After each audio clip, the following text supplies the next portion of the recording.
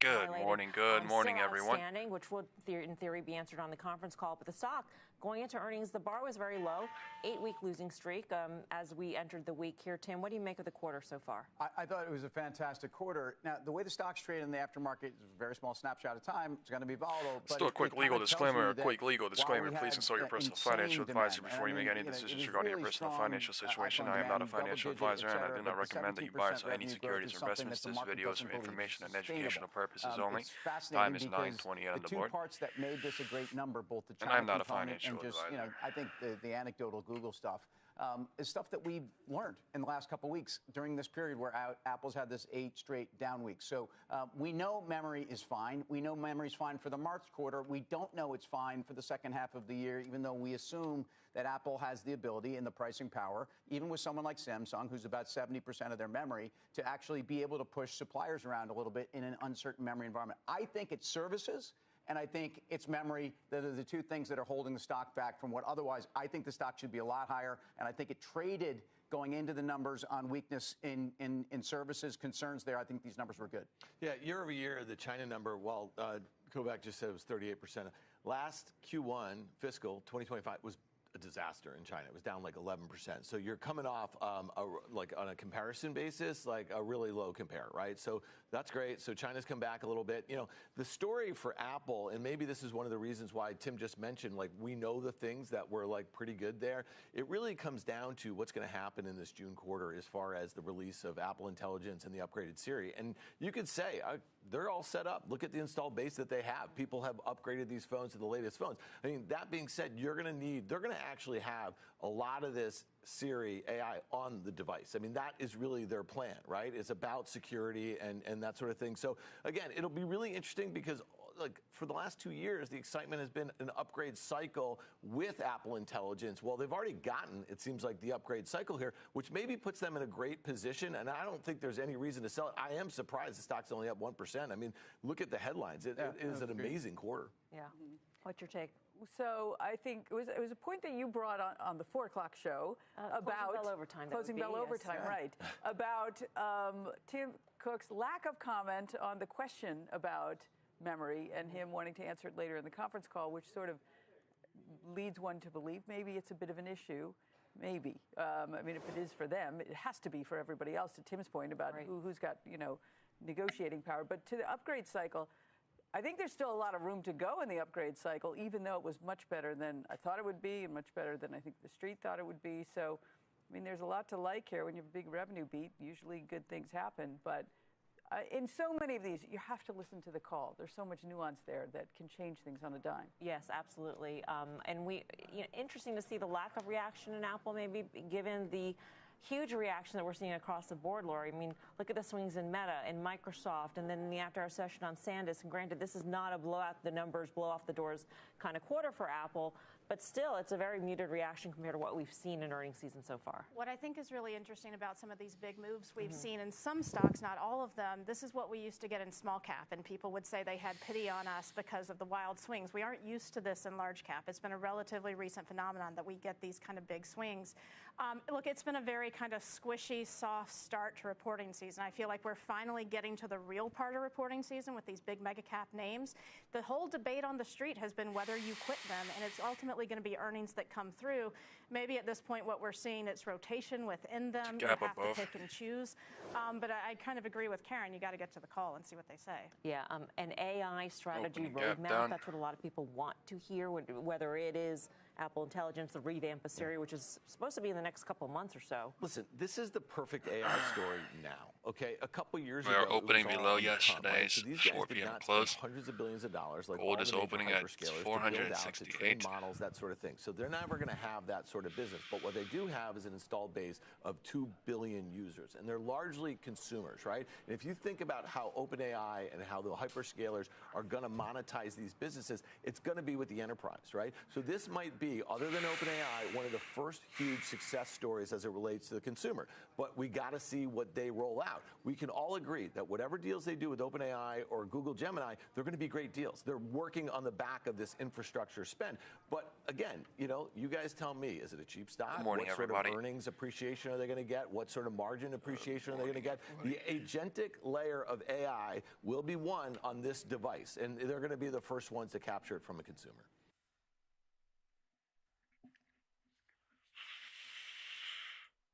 Market is opening below yesterday's 4 p.m. close, deciding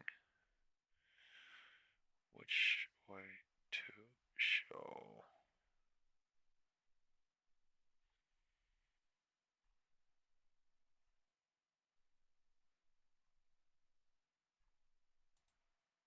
Joining me now are Michael Gapin, Chief U.S. Economist at Morgan Stanley, and Barry Knapp, Director of Research at Ironsides Macro.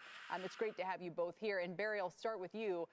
What's the significance around the Fed's action or non-action yesterday? And does it have anything to this weird move in the dollar and some of the metals this morning? I don't know if that's Fed-related or at this point, if it's just highly volatile as a trade. No, the dollar had a structural break with the market-implied Fed policy path on Liberation Day. If you graph that near-term forward spread, the 3-month rate, 18 months forward, less the spot 3-month rate, sort of a proxy for expectations around what the Fed's going to do, it was super closely correlated, in 22, 23, 24, early 25, and then at Liberation Day, it broke. And the movement in the dollar now is, I think, the start of a secular change, the structural overvaluation of the dollar that in a lot of ways is attributable to our so-called trading partners' currency policies. There's all sorts of examples, things like Taiwanese insurance companies not having to mark their currency fluctuations on foreign bonds to market. Obviously China recycling all their surplus into treasuries. It's opening at the 0.5 fib on SPX. The dollar is it's undergoing opening a below the secular 0.5 fib decline. on Is that trick for good? Treasury 0.5 fib. Secretary Bessent will be making sure it doesn't get disorderly. Okay, right? thank you. And I think you're bringing it to the crucial point, because metals prices are acting like it's already disorderly. I don't know what IWM is doing. Fair. The move in gold, Shit's fucking IWM. I think there's a strong case for gold in as much as China's Gold has diverting a pulled lot of their back exports to to the rest my of the put world. level. Their exports Literally to the my US put level. or our I imports just of need Chinese somewhere here products today. are down 43% year to So date. We fucked. just got the November numbers I this need morning. somewhere here today. So China's not accumulating dollars, This is which means crazy they're work. accumulating things like Mexican pesos, right? Importing to Mexico to divert it to the U.S. They're trying to divert exports to Europe. And they're putting that money into gold. But when it goes straight up like this, I was a trader. I worked in derivatives at one time. Yeah. You have to sort of go with what your prior guest, Chris Murphy, I think it was Chris Murphy, was talking about, that things just go parabolic and it gets kind of goofy. Good morning, But it's not, Edison. and Good Michael, morning, I'll turn to you Scott. for Good this morning, as well. Rod. Good morning, Austin. Good morning, We've all seen Gifford. the Good morning, narratives, Donna. right? Good The morning, narrative Harry. Good is, morning, this Alfonso. is dollar Good debasement, morning, it's fiat Dale. collapse. Pick who you think is responsible for that. But so I'm curious, from your point of view, Michael, is this something worrisome? Does it raise on the margin the risk of import inflation? Because I'm pretty sure in the literature, when you use tariffs, your currency is supposed to appreciate, not depreciate, right? So if we impose tariffs, which raise import prices, and then the currency falls 10%, which further raises import prices, at some point, aren't we going to have an inflation problem? Well, you do risk it. What's nice about the U.S. in that regard is the trade channel is pretty small. Their imports are not a significant contributor to inflation. So, if Barry's right and there's a secular move in the dollar, maybe you'll get some persistent upward pressure on import prices. But historically, it would be very unusual for import prices to drive inflation in the U.S. And I just say one other, what do I always have in the back of my mind about dollar weakness? It's the net international investment position of the U.S. The rest of the world holds $62 trillion in U.S. dollar liabilities. And so you can't recycle that anywhere else into another market. Of course, there's no other market that can handle that size. So you have to decide at what price you want to hold the dollar asset, and do you want to hedge? So I think, again, if Barry's right, we're in a secular downward trend in the dollar, and geopolitics are a concern, you need to hedge more. And that doesn't argue for a disorderly move in the dollar, but it could help fuel that weakening trend. So I do think the net international investment position here is something we need to keep in the back of our mind is what's also driving this.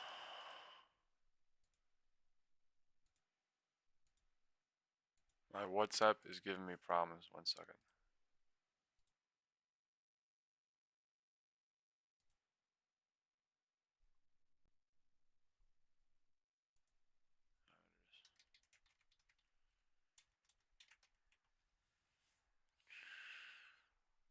Yeah, what the fuck is wrong with this shit today? PC version is bad.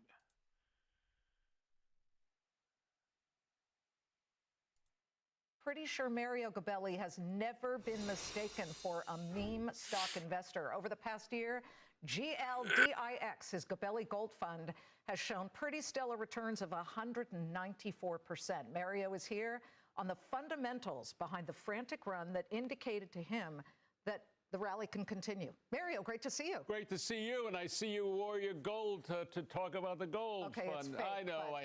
Stop. I don't have to worry about 6th Avenue for you.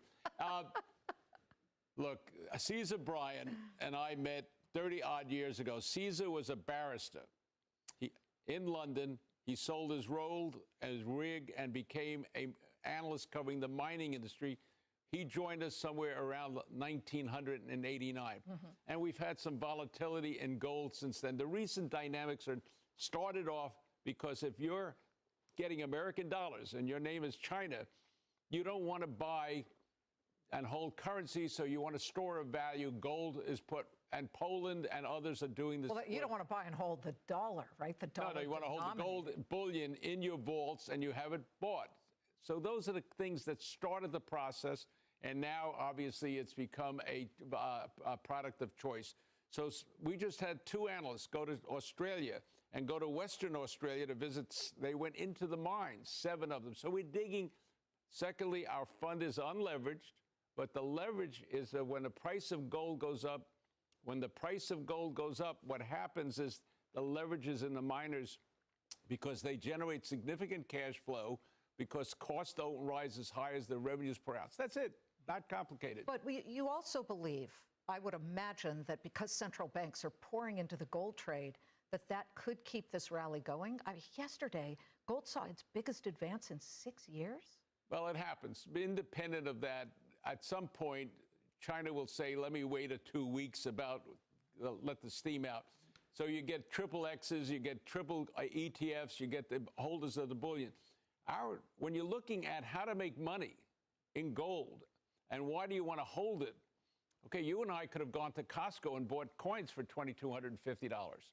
So the question is, what is my tax rate? If you own the physical gold like bullion or an ETF that owns the bullion, you're going to be paying a higher tax rate because it's considered, in quotes, a commodity versus owning a mutual fund like ours. So that's what Caesar Bryan does every day, and Chris Mancini, and they plow away and they dig away for the ideas. It sure feels like the metals trade is spreading now to the industrial metals, which brings me to auto parts. Not a sexy business, but you believe that auto parts are a sexy business, right? Well, Liz, what happened is I was a sell-side analyst, that is, covered the industry of automotive, and I'd visit General Motors, Ford, Chrysler, Studebaker, blah, blah, blah.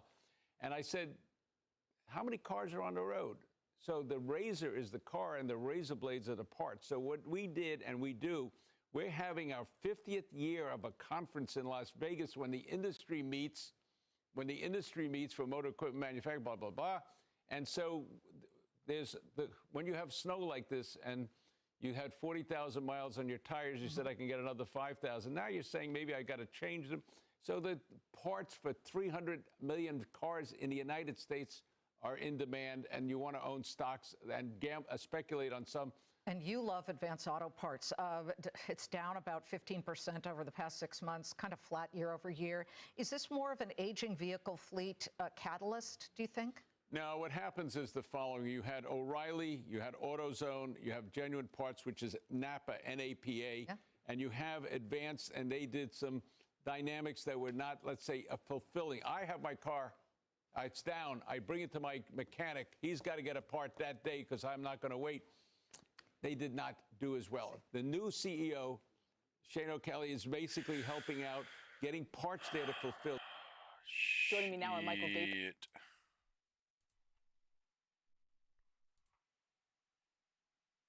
Opening confusing. Lizanne Saunders from Schwab Center for Financial Research. Lizanne, good to see you. Good to see you too, Mike. Thanks for having me.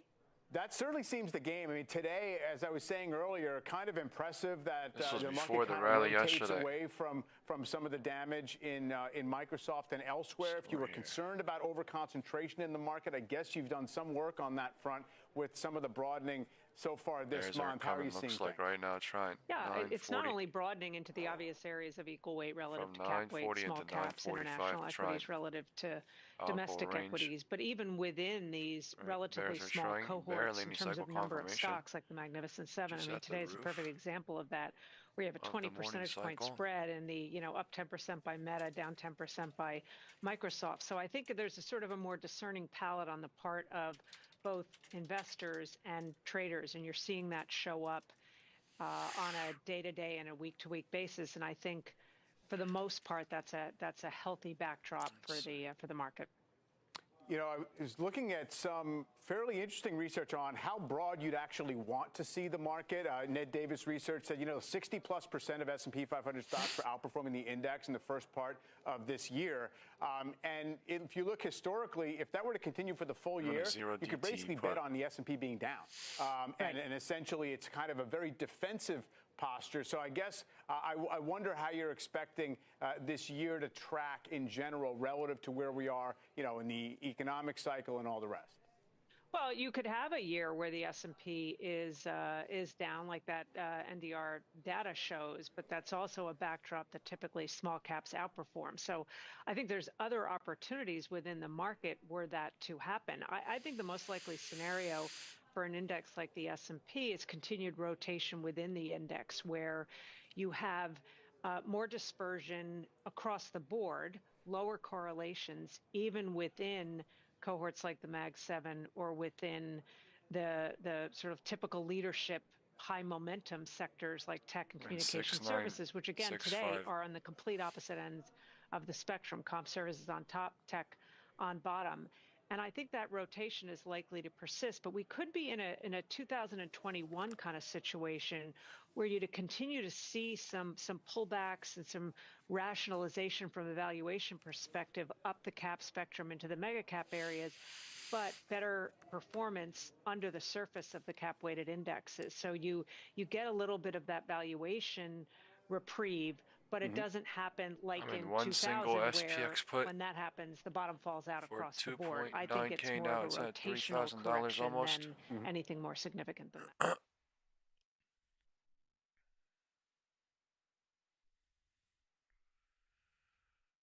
Time is 9:45.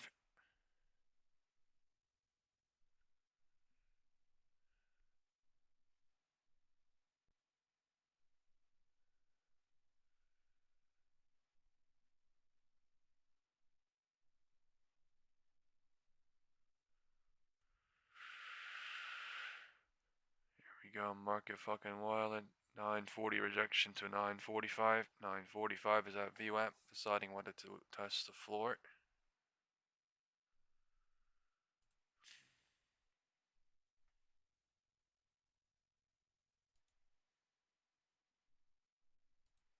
Let's bring in Kevin Green, senior markets correspondent, right away to help set up the action today. All right, KG, let's start out with the pick. Kevin Warsh has been named by President Trump. It started in a Truth Social post. Did this surprise you at all? Not really a surprise. Obviously, we had 4 candidates kind of coming into this, and we did see a little bit of a rotation in the Kalshi markets and these betting markets over the last week and a half, where Rick Reeder actually did catch a little bit of a bid, or maybe some optimism that he could actually step in. Gold But Kevin Warsh has obviously been one of the front runners that we've seen over the last month and a half or so, and I had kind of roll off here a tad bit, and once again being a little bit more hawkish. So interesting pick. Let's see if the market actually does appreciate it. It does take a little bit of risk out of the market, and there's some uncertainty out of the market. So that could also have an impact in terms of volatility. And just because of his, his past stances on monetary policy, I would not be surprised over the next couple of days, Diane, that you actually see a bid in the U.S. dollar, and then potentially a bear steepener, basically a selling out of the longer duration treasuries, 10s, 20s, 30s, and then buyers getting into the 2-year treasury. Now, the market's still pricing in at least a two 25 basis point rate cuts in 2026 here. We have not seen that kind of expand, but I think over the next couple of months, as we get comments from him, that'll probably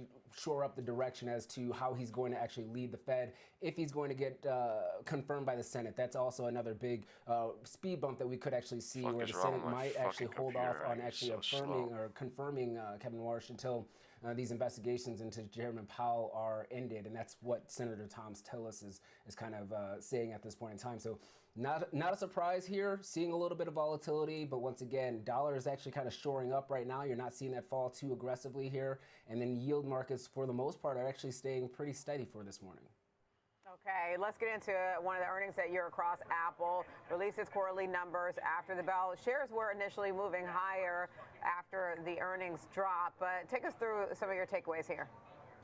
Yeah, actually, the earnings were actually pretty decent when you're looking at Apple. They actually did report revenue coming in at $143.7 billion. That beat the street's expectations of $138.8 billion. And you saw the adjusted earnings per share once again exceeding the street's expectations, coming in at $2.84. Street was looking for $2.65. Now, when you're looking at the gross margins, that actually is what something that impressed the market. That actually came in at 48.2%. Street was looking for 47.5%. Obviously, we talked about the iPhone revenue. They saw very strong demand when it came to China, really knocking it out the park when it came to those expectations and the report that they had out of those China sales for that iPhone 17 here. But the big concern or question mark has been margins, especially when you're looking at the smartphone space and the memory space. And that is why we are seeing maybe the market kind of pulling back after that initial reaction to the upside here, because we might see margin impact over the next couple of quarters. They did talk around the memory space breaks, I'll yesterday, just leave, talking but I'm about holding the right now. potential shortages that could actually occur here.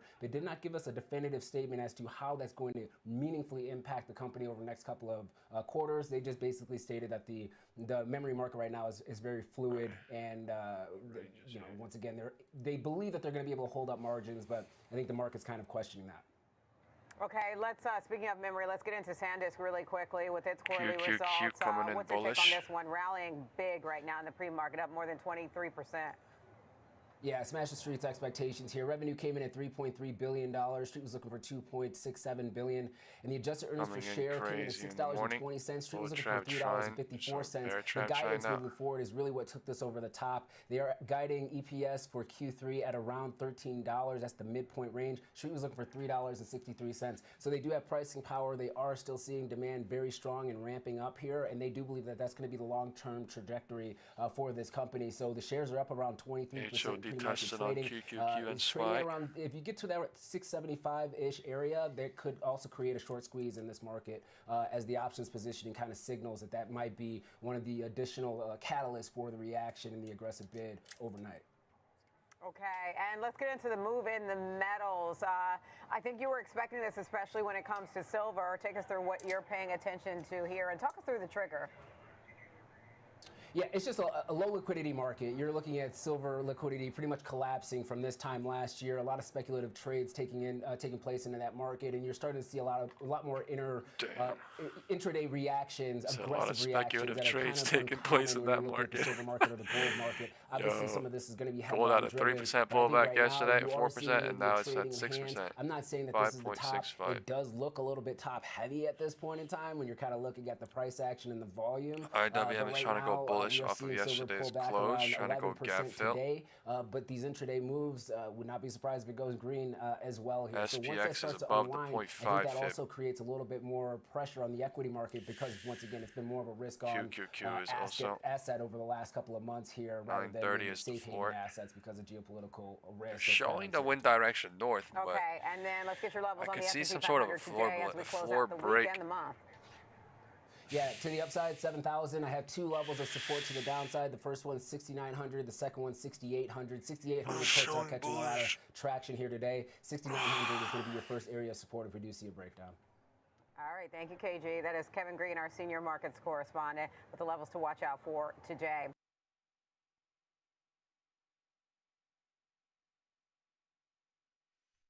Maybe some sort of a low break and then a bear trap or something, but it's 0.5 fib is being played with.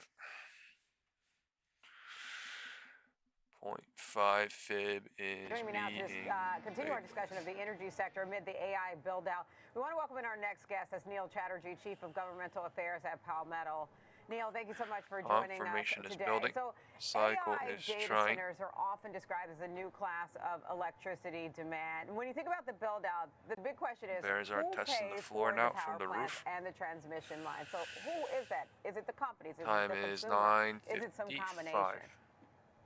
Yeah, look, Floor is demand for about to energy break. is one of the principal factors that impacts cost. And these data centers will require so much electric output that it's going to put pressure on the forward price curve for energy. That's going to have an impact on all consumers. And so I think the effort that policymakers are taking is to see who should bear the burden. How do we allocate costs?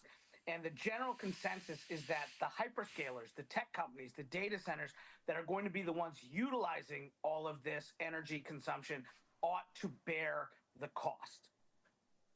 To bear the cost. So let me ask you this. You say ought to bear the cost, but energy bills have been climbing for many households. And we hear these conversations that some of this is because of the rise of data centers. How true is that? How much of today's higher bills are driven by grid strain? Because, listen, I just got my power bill recently. I'm like, this is so much higher, and we're out of Christmas. So, I know some of this is also driven by nat gas, but what's your thought about that? Yeah, look, we're in I don't want to say unprecedented, but at least in recent history, this is probably the biggest surge in demand that we have seen for electricity, maybe since the advent of air conditioning. It's not just AI and data centers required to power AI. Here, think streaming services, crypto and Bitcoin, vehicle electrification, building electrification, a reshoring of manufacturing in this country, semiconductor manufacturing. All of these things are incredibly energy intensive by nature, and they're all putting pressure on grid operators, and that's driving up the price of our bills. And it's coming to the forefront in a way that we don't typically think about when we think of energy price increases. We tend to think of energy price increases when it comes to gasoline prices, because the price of gas is broadcast on giant billboards every 100 yards. Electric bills are more incremental. People pay them less frequently, and the fact that you're noticing is indicative of the moment that we're in right now. And let's talk about this. There's also this growing concern about rolling blackouts. Like, we're in a part of the world where you don't typically have to worry about that. I know there are parts of the world where, it's kind of like, this happens, this is normal. Here, that's not normal for, not normal. We serve an audience of everyday investors. How real is that risk, and how do you think about that, and simply just keeping the lights on as demand spikes?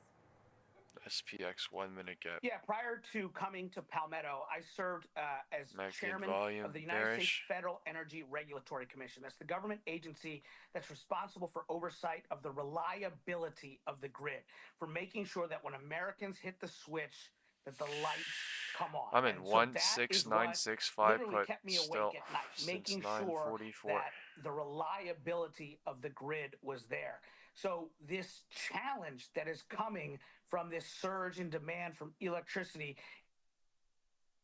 isn't only having an impact on price, it's also impacting potentially reliability. One of the reasons I went to Palmetto is solar storage technology platforms, consumer-centric platforms. It gives consumers an option to preserve both affordability and reliability. These are going to be the core issues, in my view, of the next decade when it comes to energy and electricity. Okay. How important is the growth of nuclear as a solution? Oh my God, look at gold, 7% down. The AI build-out. Finally, I'm in green on front I'm into a the big expiry like proponent crazy. of nuclear power. I'm a big believer I literally went in nuclear here. power. It got fucking fucked to around. Be optimistic about the future of nuclear. 7% but down I have on to gold. Be honest, we can't yet bank on it. It's expensive. Scalability is going to be a challenge. There are regulatory challenges. The administration is doing everything they can to clear a pathway for accelerated deployment of nuclear. But in the short run, I'm a bigger believer in solar and storage. I think it's more achievable in the near term than nuclear. I think nuclear could be a longer term solution for carbon-free baseload power generation. But in the near term, I think the answer is solar and storage. I have heard from experts in the nuclear space that the challenge with nuclear, or at least one of the challenges, is really the time it takes, right? Yes, it's expensive, but also there is time. It's years to scale, as you kind of seem to indicate there. Energy was a hot button issue in the last election. We're in a year where everyone says midterms are going to affect the markets as well. How should investors pay attention to energy policy? I actually see opportunity here. I think that because of the political pressure around prices, around affordability, around electricity bills, it could actually lead to investors seeking growth in energy. Bears are in full looking control. At clean tech in particular, which is affordable and deployable. Looking at tech platforms. I think we need to stop thinking of energy companies like Palmetto as just energy companies. Palmetto's like Amazon. It's a tech company. We have a tech platform that can enable consumers to control their energy bills, maintain reliability. I think this provides huge opportunity for investors. So I see the pressure, the political pressure, as an opportunity. I just left $700 profit. Today. That's Neil Chatterjee, Chief of Governmental Affairs at Palmetto. $825 profit, sorry. Time is 10. I am in gold heavy still today. All on today expiry.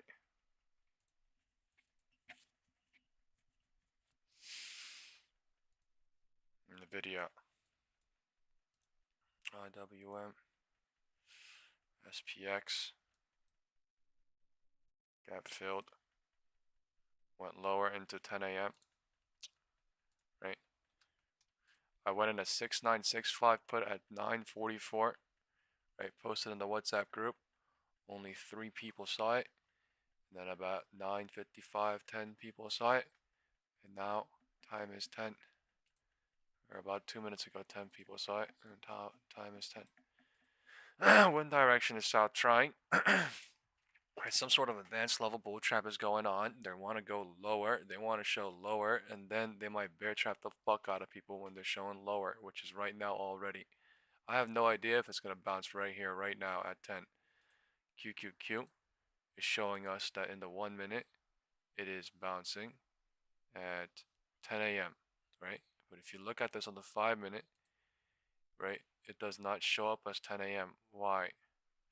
That's fucking weird, right? 10 a.m. is breaking 10, 9:50.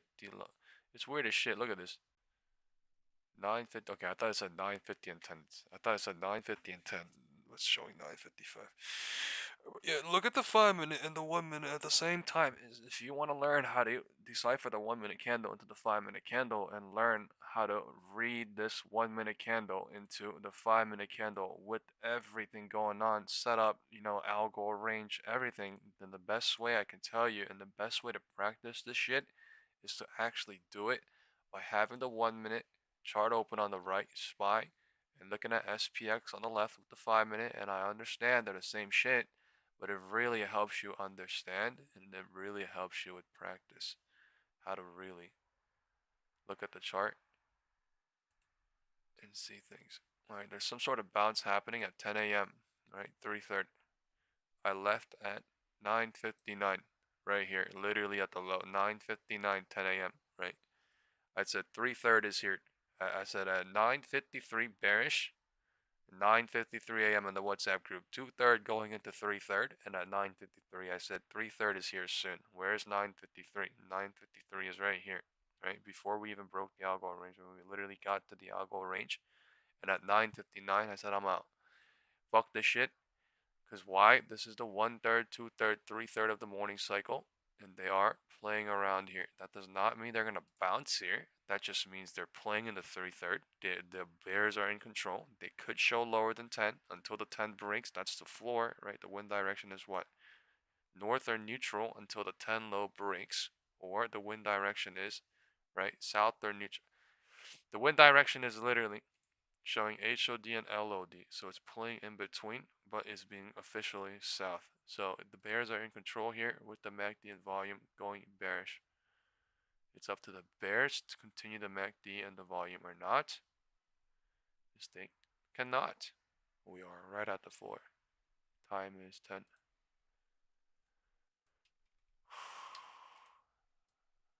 Third plane.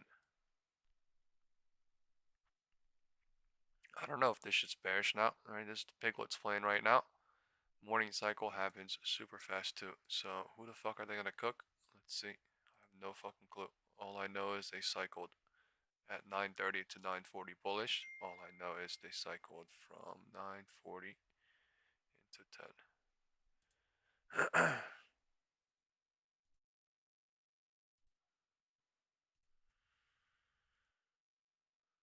Turn that off. I bet.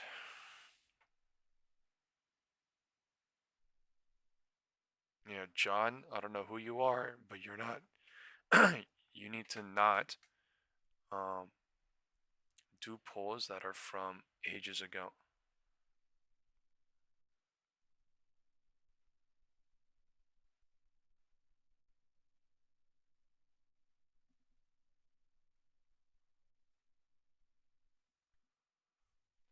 I don't know who that is, John. We have 2 Johns in our WhatsApp group. Do not ever do that. Why? Because we've asked people not to do that on the live stream numerous of times now, including yesterday. Thank you. Kevin Hanks is with me live at the CBOE for our You guys all heard me getting the notifications, right? Imagine that shit at work. We've been waiting for it. Right? It's very interesting. Imagine that shit when you're sleeping, and imagine that shit at 2 a.m. in the morning. People DMing you, calling you. Maybe he was trying to promote the can you premiere fucking too. imagine? Who knows?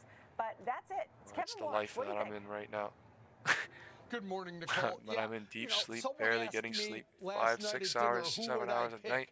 If I was the president, and It I happened said twice. of the 4 people, either one of the Kevins What's was that fine, fucking notification but I would annoying, pick man? That Kevin shit goes Walsh. ding! So this is It's someone like, bro. who was one of the youngest Fed governors It's not ever even like at I can age turn the 35. notification off He like I came need up it through on. Morgan Stanley.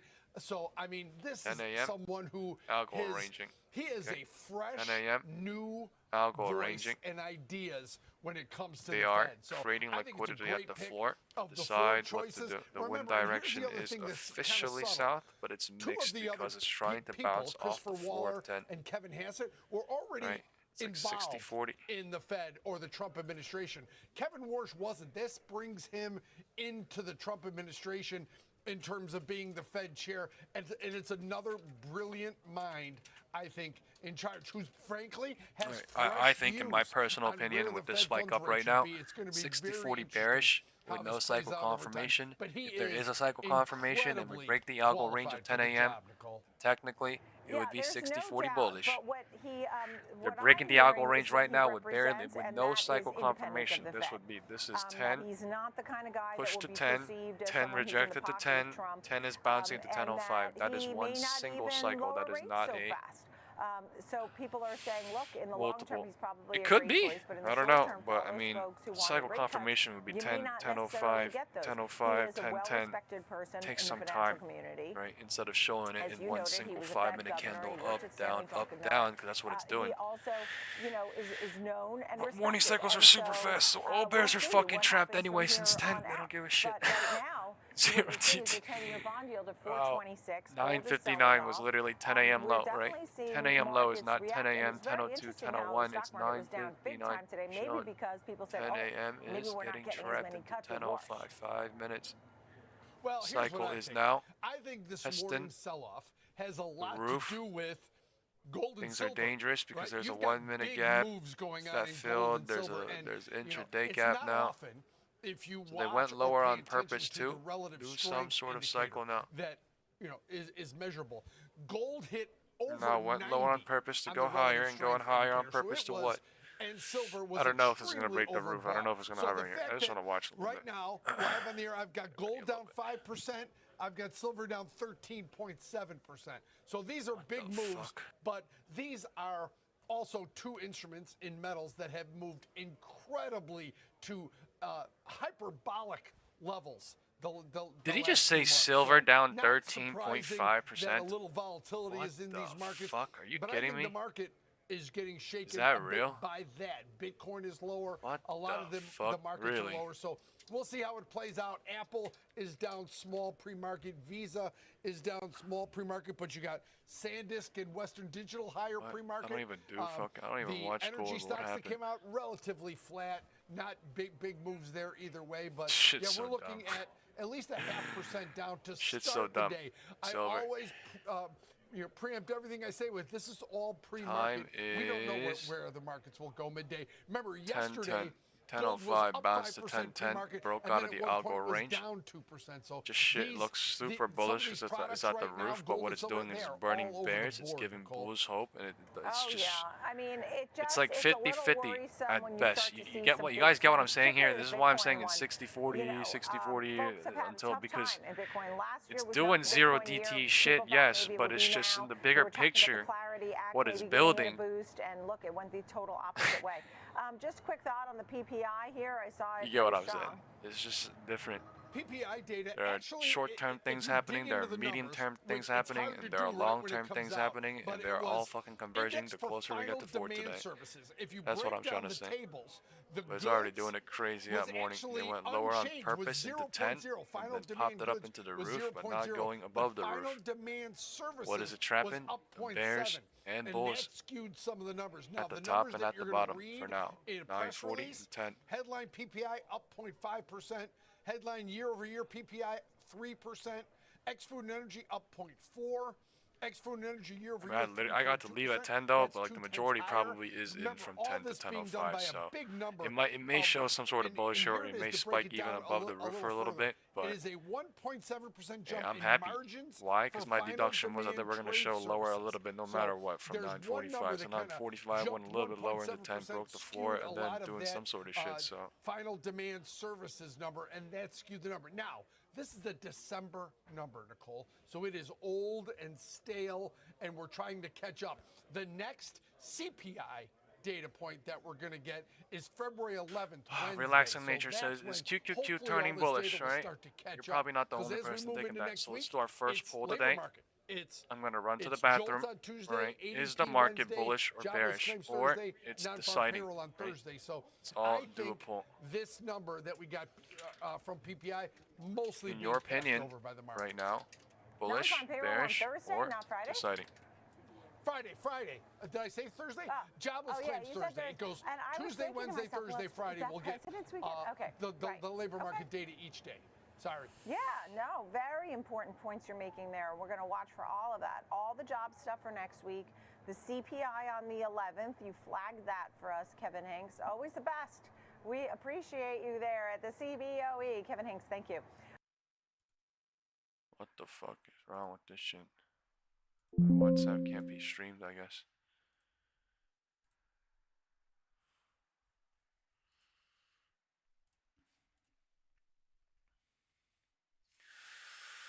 We have 0 people saying bullish, 4 people saying bearish, and 5 people saying deciding in the WhatsApp group. In YouTube, we have 1, 2, 3 people. We have 1, 2 people that is bullish, and we have 1, 2, 3 people that are bearish. So 0 people voted on bullish, 8 people voted on bearish, and 8 people voted on deciding. This is the reality, and this is the truth based on candles right before this green candle came. It's just what happened. So let's see. Let's get to our senior economics reporter. Steve, they could break the roof short term temporarily, but okay, they already broke the roof. Now the wind direction is showing north with 10 a.m. acting as a floor for now. It does not matter if this is short term or temporarily or not. It's doing it right now. It's from 10 to 10. So all the bears from the bottom of 10 is getting hooked into whatever cycle this is holding into. We began back Time is here in the summertime. There's a picture of Kevin Warsh. He was, as you said, at the Duquesne family office partner going back to 2011. Fuck, I'm still in gold. Investor Stanley I did not leave.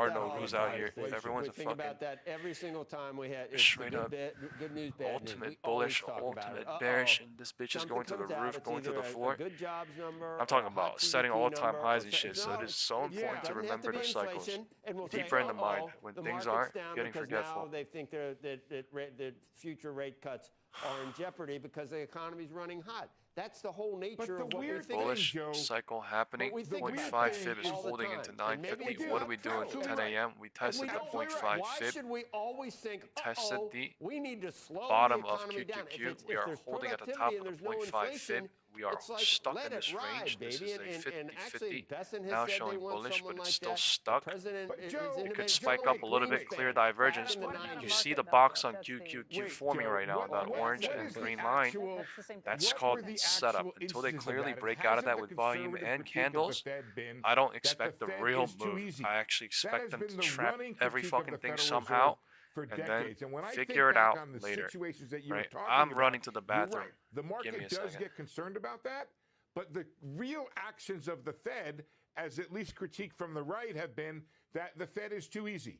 Think about, it raised rates in 99. Was that wrong? That was, and he let them ride in 96. Go back through the decades, Joe, and it's hard to find a case where the Fed said, well, because of high growth, we're raising rates. It does so when inflation ticks up. Right. Steve, let me ask you this. Because Kevin Warsh has been so critical of the Fed for so long, I know there are some people inside the Federal Reserve right now who are not huge fans. What's the relationship going to be like with him coming in? And I ask that specifically because the chairman of the Fed is not necessarily handed a mandate to be able to determine how the FOMC will vote on any given day. Will he be able to come in and build a consensus to say, here's what I think, and that's why I'm going to convince the rest of you that this is what we're doing? Becky, what you're just pointed to is essentially the Federal Reserve Chair's job, right? Congress creates this Federal Reserve that has representatives from districts all through the country. And I'll get to the staff in a second. That's a separate order because Warsh has criticized staff. He's criticized the PhD. He's criticized the elite running policy. And he also has said that policy has been favoring the wealthy rather than people. And I think rightly so when it comes to criticizing, by the way, the Fed's actions during the pandemic. But he's going to have to put a consensus together. And by the way, that's one of the things that, at least in our Fed survey, is something that makes people a little less concerned about whoever this chair is going to be, is that the committee is still there. He still needs the committee. He has to work with them. Now, the Fed chair has a lot of sway over the committee, especially the Board of Governors typically. But there's going to be people like, you think about the tradition at Kansas City, which has been, leaning against lower rates for a very long time, back through many presidents. We have Esther George on all the time, Tom Honig, and now Alberto Musalem, who's in there, has been somewhat hawkish. That's St. Louis. Jeff Schmidt from Kansas City has dissented several times. So Fed Chair Becky's going to have to put the together. He's going to have to work with the staff. But you can imagine, you're right. There are people who disagree with Warsh's ideas, especially about QE, and they think that Warsh was wrong essentially in the wake of the great financial crisis about his concern about inflation when it came to QE.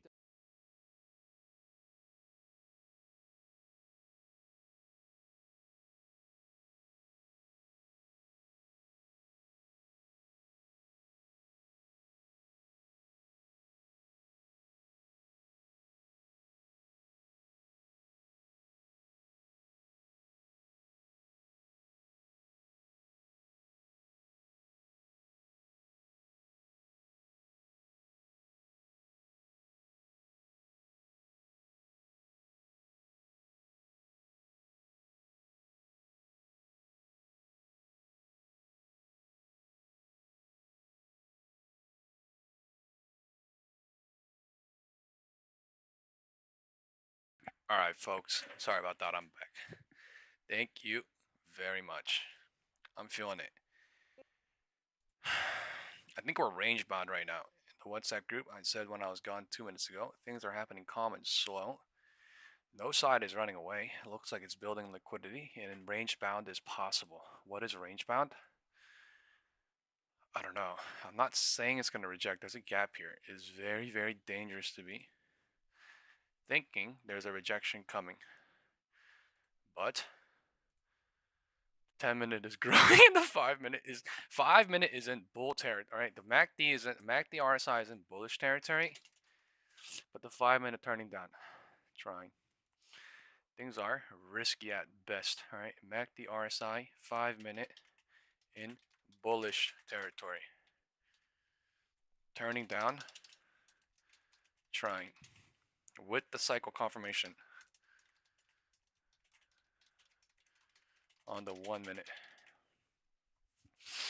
Time is 10:20, so they did go lower with the confirmation of 10, 10:15, 10:15 bounced to 10:20, 10:20 failed at 10:17, the first minute of 10:20 into 10:22, 10:25 is here in 30 seconds. We will actually find out here in 30 seconds. Chris says IWM failing on the 30. Wow. What is it doing on IWM? It is going down, but it's choppingly going down, right? The bears are in control. The bears have been winning since 1 week ago of Thursday, January 22nd, and every single day it's been chopping, going down, chopping, going down, chopping, going down, very, very, very, very, very slowly. So IWM, wow, but yeah, it's doing it so damn slow with the market doing it perfectly, perfect going, earnings going bullish, IWM slight pullback, market setup. Oh my God, excuse me, I burped a little bit. Time is 10:40. Sorry, 40 seconds is here. Time is 10:25. Time is 10:25. Man, I'm getting dehydrated now, right? Like, look at this 3/3. Small cycle, right? Small cycle. Small cycle 3/3 playing out. Let's see if it stops here in the 3/3. Time is 10:25. So 10:10 went lower into 10:25. 10:25 is the 3/3 of the small cycle. What is the small cycle? We will draw it right now. Right? This shit does not mean bearish. This just means they're cycling, getting bears involved, and also bulls are getting pulled back on a little bit from the roof. What is the roof? 10 a.m., 10:10, right? This shit is not that hard, you know what I mean? This is what smart money does daily. They make HOD, they make LOD, they see setup for what it is on SPX, they see setup for what it is on QQQ, and they do this bitch live. What is live? Some crazy madness, but it's live, right? It's actually happening slow. It's happening. Fucking patterned. Chire says quick VWAP bounce is definitely possible, right? The 3/3 is coming in spiky, so it's looking like bear trap, right? But that's probably what 75% of the world thinking right now with the gap above, so they could be pulling back too. That's fair too, right? We have no fucking clue if the MACD is going to continuously grow and go reject, or if it's going to bounce here. The thing is risky at best. It's rejecting with barely, I mean, it's rejecting with one tiny cycle confirmation in the 1 minute. That's what the real reality is, and the 5 minute is building. 5 minute is trying to build bearish, not showing everyone in the world bearish. So it's truly the 3/3. 95% of the people in the world getting involved from here into the floor, and this is the floor LOD test. We have no fucking clue if the floor or the LOD is going to test. Statistically speaking, 85% of the chance it bounces at the floor, tests, bounces, and then decides to go lower, if anything. So this is floor testing or midpoint testing from the HOD in 15 minutes. All right. I said there's a cycle confirmation as soon as I came back on the live stream building, right? And this is the 3/3, and now here we are in the 3/3. Is the cycle analysis a joke, or is the cycle analysis everything? To me, it's everything. To me, it's everything, because in the morning, in the middle of the day, into 12 p.m., the goddamn wind changes like crazy. It traps like insane.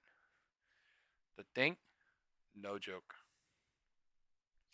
I don't want to call this higher time frame bearish until the LOD breaks. This is medium term, small cycle, right? Earlier, like, what's the fucking word? Earlier, middle, and late, right? So this is the beginning and the middle trying to be bearish. If the floor breaks, the higher time frame turns bear with the gap above. So I don't even want to say. All right, let's just focus on what's going on now. Right? I don't really give a fuck about. Oh my God. I don't really give a fuck about what's going on later, but let's focus on now. Time is 10:25, 3/3 coming in like a motherfucker, liquidating the bulls at the top, and there's bears at the bottom. So I literally told you they could be range bound, burning a lot of shit. They broke the roof on purpose temporarily, never broke the roof on QQQ, and divergence never cleared, and then rejected. Floor testing. There's a setup to go back up and clear the divergence. Now, I don't know. Later, I don't know. Later in the day, I don't fucking know. Tomorrow, I don't fucking know. How the fuck do I know? All I know is they're doing it. All I know is they're doing it, and I can just catch on to it. So, let's just try to all see what the hell they're doing, because they do this shit in different ways every day. But in some sort of way, it does create a system. It creates a mechanical, systematic process that allows deductors to be, I don't want to say like risk adverse, well, like intellectually risk smart in a way, in a crazy system, if that makes sense, in a crazy system to make it more make it more like, look at this bounce. People are like, why the fuck is it bouncing now? It just looked crazy bearish. The candle should continue, right? But technically speaking, this is LOD testing, LOD hoping. Anything below VWAP, and it's testing whether it wants to break the floor. I have no clue if it wants to break the floor. All I know is since 10:10, somewhere here was the end of the 2/3, and now this is the 3/3. We don't know if it's going to continue. If it does, then the continuation happens, and the 1/3, 2/3 extends. All right, let's do a poll. Chira says 3/3 trapping. All right, who thinks the 3/3 is going to trap here? Who thinks the 1/3, 2/3 is going to continue? In your personal opinion, I think it's going to continue. All right, what is going on? All right, 1/3, 2/3 is extending, or 3/3 trap incoming. Let's see. Let's see if I can stream this damn WhatsApp poll. It is not helping me.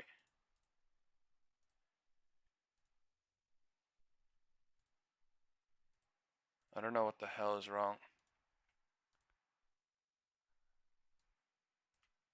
Yeah, I can't stream it.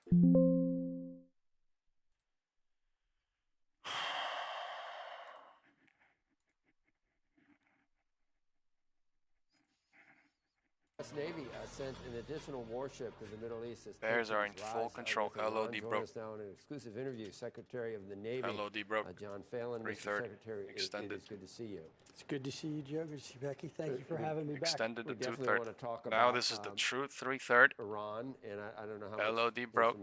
Bears are showing wind direction south with the gap above. There's a lot of bulls today too. At this point, Open on the gap fill, and they fucking trolled the fuck out of them. I don't know what finally happens. Assets are moving. Trolled the fuck out of them. I don't know what his options are. Wind direction is south on QQQ. IWM wind direction is south as well. NVIDIA wind direction is now trying south as well after bull trapping. Gold is already bull trapping. If they follow that, then I think he's shown you before that he will follow out on his they want to go south. And at the end of the day, how far south? I have no fucking clue. Let's see IWM, man. Look at IWM though. The fucking crazy bounce. Look at this shit. Perfect rejection at the point. Perfect rejection at the bottom of the CPI candle, right? Right. IWM Warriors. Chris, did you mark the top and bottom of the CPI candle? Yes or no? Let's see in chat. Let's see in chat, folks. Did you mark the top and bottom of the CPI candle from a week and a half ago, 2 weeks ago, yesterday? Yes or no, Chris? This is a poll specifically for you. Did you mark it? Yes or no? Did you mark it? Yes or no? Some concessions for all right. LOD time is 10:30. They broke the fucking floor. Now the wind direction is showing south. 10-4 broke. Military action there. You? Yeah, look, that's really, those are policy issues, and that's really something that yes, I did. Oh my God, I'm very happy. Because that CPI candle, I wasn't sure two days ago, but going into yesterday, going into today, it is clearly is being used. Investors, and I was thinking about the Navy itself. 10:30 time is. About what a this is the 3/3. They could trap the fuck out of the bears here. They could cycle a little bit and then decide to go lower, or they go lower right here, right now. I mean, I don't want to say, oh, most of the time, statistically speaking, but most of the time, statistically speaking, going down more right here, right now happens way less. I will not lie. That shit happens way less. But I mean. Yesterday was crazy. Maybe today's crazy too. We've been moving insane since 2 days ago. The development we moved 100 and something points 2 days ago, and we moved 100 and more points yesterday. Maritime economy. We moved 200. We moved like 170 points yesterday. So able to deliver on I have no idea. Maybe the volume is crazy. 1 day volume. Expensive projects that it takes. Was crazy into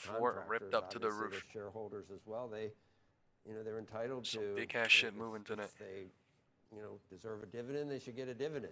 If the corporate management says buybacks are the way now to do it, it's like bullish or bearish. No one knows. Have they dropped the ball on building out Tyler the said, infrastructure to nice, supply got a these quick weapons? put in and out, Should they be $1,500. inferring from How? the The goddamn fiscal candle. budget? Look at the candle. I think they should be. You talking about I think before or you Secretary talking about Hegseth, this candle?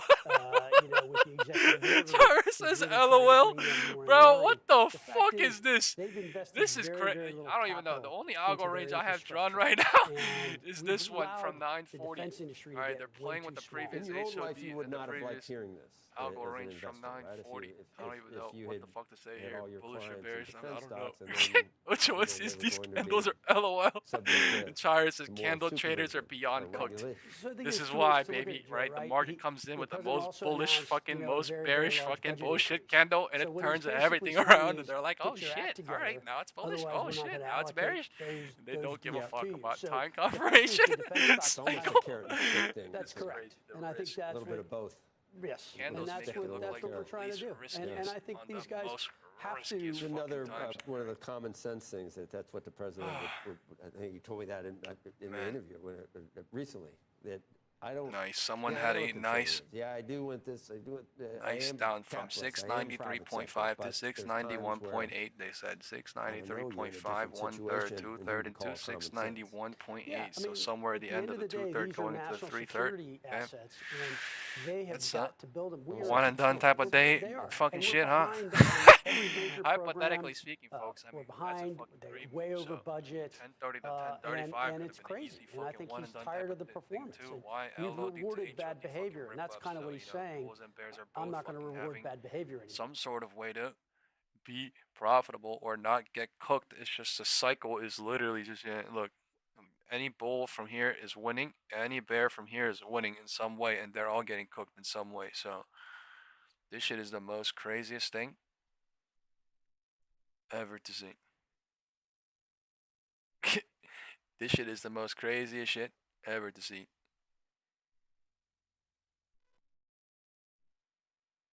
Nice. Look at this shit though, bro. AI computing company Sandbox Doesn't even look HQ bullish or provides bearish. Just look at both business-to-business somehow. AI solutions Still. for sectors like finance, healthcare, Man, I said cybersecurity, range and bound others. earlier, but The I did company not partnering expect with this shit. OpenFold I expected to launch a 10-10, new AI lowered it, model, which 10.05, helps enable 10.05, pharmaceutical bounced research and to the development, roof maybe, and then potentially chop here in unblocking a between. But they bottleneck went in the lower healthcare like industry. crazy on Joining me purpose now to is the come boss, back up. So Sandbox I HQ don't. CEO, Jack Hitter. I can't possibly Congratulations. sit here and say this shit is range bound. I don't.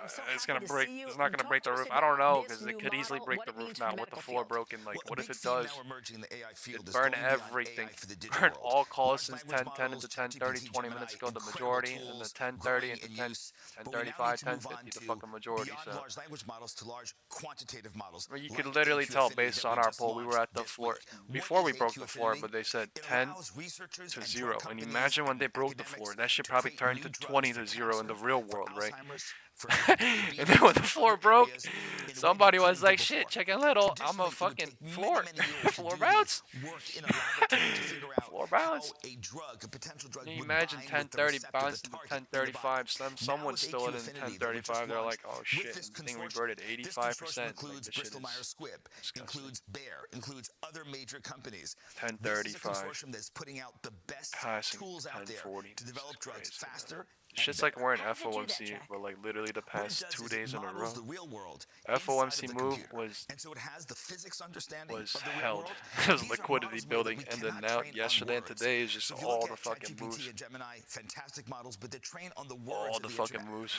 To do the real world stuff, we need to train Crazy ass moves. We went from 695 just now to 690 2 times.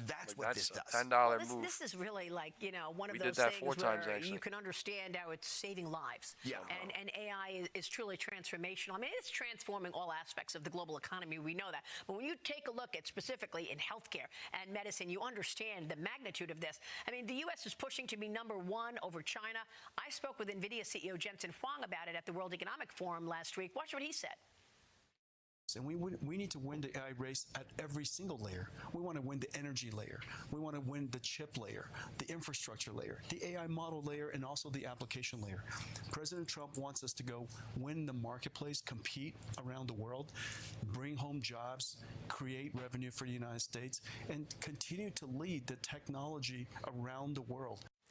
Jack, what do you think about that, about this race with China? I mean, it was an AI race, but it's also become a power race. I mean, Beijing is pushing to ban American and also Israeli cybersecurity technology from being used in any Chinese companies. Do you believe that? It looks like they're showing roof break like crazy now. First of all, Jensen's absolutely correct. NVIDIA is one of our investors and one of our partners. And what Jensen talks about is AI for the physical world. That's what we're all talking about. And emerging from Davos, we have AI for the real world. And that's the kind of AI that we need to also beat China on. China right now has DeepSeek, has Alibaba, Qwen, has other models coming out that are in the large language model area. But now is our opportunity as the United States to really beat them where it counts, which is AI for the real world. And that's what Jensen talks about. On the cybersecurity issue, this is a critical function. One of the things emerging from Davos also is the theme of making sure we're ready for the quantum attacks. And China has a major program led by Pan Jianwei and others that are building the quantum computers that will attack it. The roof is about to break. The founder of Ethereum Bulls are taking control to wipe the slate clean. That other cryptocurrencies are at risk. And it's time what does that this slate clean mean? mean? By moving them over to shit, they set the roof at the 1010, they break the roof at the 1030, they burn the fucking calls, they fucking cook the fucking puts, and then they break the roof, or they test the roof, they burn the fucking puts, so we're at -0, neutralized. Using quantum computers that will attack the financial system, neutralized. the telco system, government files, as well as Bitcoin and cryptocurrencies. That's incredible. So we'll really keep a focus on quantum. Bouncing where at the 0.5 hit. Holy shit. AI is going to mean you're not going to so have someone to could say, hey, this shit robots was are gonna do perfect. everything. This shit was meant to be. But I mean, explain bro, what the majority of the vision he's people in the talking world, about? 95%, 90% thinking it's going to go lower here, and 5, 10, 50% thinking it's going to bounce again with that 0.5 at the new floor. So, holy shit, man. That is real nasty. And when you look at real Tesla, for nasty. example, people keep thinking Tesla is a car company. Small less probability of the 0.5 fib bouncing like that, and it absolutely does like crazy. They just announced this week at the last fucking 2 minutes. 2 of their lines of models, and they're going to favor absolutely crazy. On their is this a robotics. chase? Is this a what? No one knows anymore. Is that Tesla honestly, when I said this shit is crazy, scary, risky, going lower with the roof, like I wasn't even joking, but like this is actually like just showing anything complete trap, even especially bears. I don't fucking know, like it could be a bull trap too, but I mean right now from my eyes, I don't see a lot of setups. Things aren't almost did the setups. Things are setting up slightly, getting to the point. So it's just but these are jobs that you to can't be the really keep humans absolute in. These are not risk the medical adverse jobs. for me These right are here is the the most low-skilled important. labor. Why this is And the we need 3/3 bullish robots to cycle bring within in the and 3/3 deliver bearish on cycle these within kinds the of 3/3 jobs bullish as well. cycle. So I do think that companies like Tesla, like within the Figure.ai, 3/3 which is bullish a private cycle from company yesterday's today, low, and many others such as Aptronic and Agility, will be the future in terms of time is humanoid 10:45 robots in the workplace. Unbelievable. So everybody's going to have their own AI assistant? Well, I definitely think we're going to have a software AI That's assistant. That's an and additional. The big announcement with Google and Apple just this week was amazing. But I do think that we're also going to see human robots initially in the workplace and industry, not so much in consumer, but eventually in our homes as well. Farmers at his 10th cabinet meeting yesterday. It was the first cabinet meeting of the new year, echoing what he said in Iowa on Tuesday. Watch. You're going to see it starting to kick in now for the farmers. And to further help our farmers recover from the really a catastrophe of the Biden years, we recently issued $12 billion in farm relief. I said, how much is the number? To our great Secretary of Agriculture, Brooke Rollins. She's doing a great job. I said, Brooke, what's the number? And she said $12 billion. And I wrote a check for $12 billion because we have so much money from the tariffs coming in. I'm also working hard to expand your markets domestically. And in the campaign, I promise to support E15 all year round. Oh, my mic was muted. All right, IWN, technically what it's doing, it is burning all the bulls from yesterday, burning bulls and bears on IWN. Technically speaking, QQQ is burning all the bulls and bears, and it's burning all the bulls and bears on intraday. The only people making it out alive so far is smart money deductors with setup somehow scalping temporarily somehow. So what is the impact? That's what it shows, right? Ochoa says SPY looks wild in the 15. You have to look at this in the higher time frame. Just draw draw over again, Fibonacci make from the his high commitment of to the literally American Wednesday, farmer, the not American even rancher, Thursday, to rural yesterday, right? America. Because And you think Wednesday about what the is the Joe top of Biden the 1/3, administration 2/3. did. They Draw a gutted bottom that at part the of our bottom of country. yesterday. Really, our We are farmers, right it's in a the middle. national security This is issue. not a So that coincidence. $12 This is billion actually just meant was to an be. important bridge Gap payment. is trying to We fill. don't call it a Bulls bailout. are What we're here. trying I to do think is that Gap rebuild is an going to fill entire today. economy. Most 4 years likely, of no there's a new lot trade of deals, fucking bears. 4 years of a 40% So most likely we're increase in going to see input some costs sort of for a our gap farmers. fill The above bankruptcy somehow, skyrocketed. and We're then bridging maybe to figure the out golden why. age for Gaps agriculture. do. All the new I mean, trade gaps deals, do the fill input costs fucking coming rather down, faster than really not, folks. And if reviving you really rural look at the America. chart,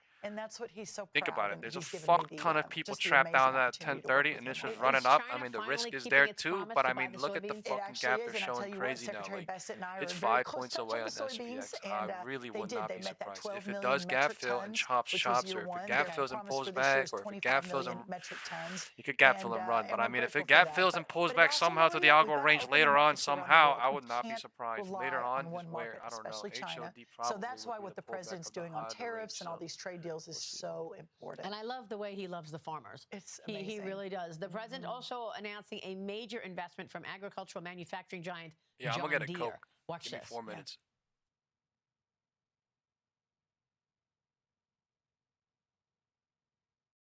It's a very special deal because John Deere is doing $70 million in factory in North Carolina. It's brand new, the best in the world. And I think it's going to pay off very, very big. It's going to be the only excavator factory. In other words, excavators. We all know I love those excavators. Believe it or not, I know a lot about them. We don't make them here. This is going to be the only excavator entirely made in the United States of America. I'll tell you, the president has done so much with tariffs in terms of getting companies to come to America, whether it's excavating or building supply chains. What's the impact here of this investment? Well, you think about what happened again under the last administration, how we basically gutted, especially rural America, how we were having to get so much of everything from overseas because of what had happened. And just this investment alone with John Deere, you know, the jobs are great, all of that's great, but to make those products in our country is better for our farmers. They're less expensive. The investment will go a long way. And again, I've been saying this the last year, but it's just so important. If we're not able to preserve rural America, if we're not able to give our farmers a trajectory to prosperity, which they have not had in a long time, we will lose America. You can't feed yourself, Maria. You lose the ability to understand what freedom really is. That's how I think existential this is. And he gets it. He does. But also, I want to get your take on what these policies have meant for the broader economy, because you've got some important news on the recipients of the SNAP program. Right. And I think what you're going to tell us is really indicative of where this economy is right now. I love it. And I love how you frame that. It's 100% right. So all of these tariffs, all of these sort of the reshoring of manufacturing, focusing on our farmers, bringing those jobs back, cutting taxes under the One Big Beautiful Bill, all of the above. What that means is a real chance at the American dream for so many and that have never had that experience before. And the American dream is not being on food stamp program, right? The American dream is not being on all these programs. That should be a hand up, not a handout. And so, yes, we were talking right before on camera. This is news. We haven't released it yet. But as of yesterday, we have moved 1.75 million people off of SNAP. 1,750,000 people that were on the food stamp program when the president was sworn in 1 year ago have now moved off. A stronger economy, higher wages. I mean, this is what we're fighting for every day. Not bigger programs, smaller programs, people to have real jobs, real health care, a real opportunity for their children and their grandchildren. And these are the numbers that make it so. It also, the opposite of that is, it's also showing you how much fraud is in these programs. Oh, wow, yeah, good point. Peeling people off that shouldn't be on there to begin with, and really protecting the American taxpayer and all of it. But they will be now able to not rely on government, but actually get into the workforce, work, make their own money, and actually provide for their families, which is what they want anyway. They don't want to depend on government programs unless you're talking about fraud. Right. That's exactly right. The dignity of work is real. I think that is a foundational American value, that the government should not support you from birth to death. The Democrats obviously don't believe that. The more people in government, I think the more legal and illegal, the more voter base that they believe they have. And what the president has proven is exactly the opposite. You give people a shot at the American dream. You give them the opportunity to work. It's a biblical foundation. And you change everything. All right, I'm and back. that's what he's I doing. go front, bro. All right, I was listening to this video. Thank This you, is the Maria. one of the So much. deepest Thank you. videos I've ever heard. All right, what did they really just say? A real opportunity for our kids and grandkids. Man, that's the shit that fucking gets me going every fucking day. That shit may sound cringy as fuck, but that's the shit that gets me going, because this shit gives me hope in my life some sort of fucking way, man. All right, I don't know. Bears are trying right here, but I mean, it's small cycle. They are very close to the gap. So technically speaking, is the gap being used as a hope, or is the... I have no fucking clue, man. I'm thinking the same shit as everybody else. I have no clue. They just built a new roof for 1, 2, 3 times. What is this shit? They're showing... What are they doing? Alright, first of all, there's risk. Alright, rejection off of 1040 into 1050. No cycle confirmation, just algo range. This is range bound, technically speaking, intraday for now. I want to say it's not even bullish or bearish, but it's very scary for me to say that, because it could turn bullish any minute or it could turn bearish any minute. So yeah. It's tempting as fuck, yeah. But I'm looking at other things too. Look at real quick. Jesus Christ. Alright, did we dump or what? Someone said K-shaped economy. What the fuck does that even mean?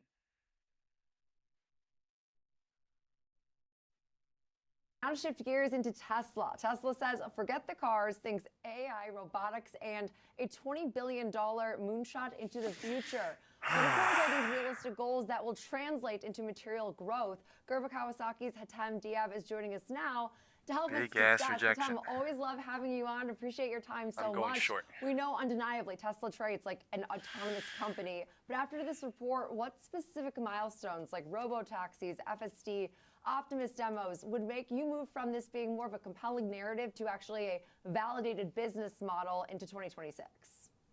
Hey, Jenny, good to be on. I mean, it's the hard reset, right? Tesla wanted us to know that they are no longer a car company. They're more of an AI autonomy company. And shutting down, the Model S and Model X lines is kind of the next step to that.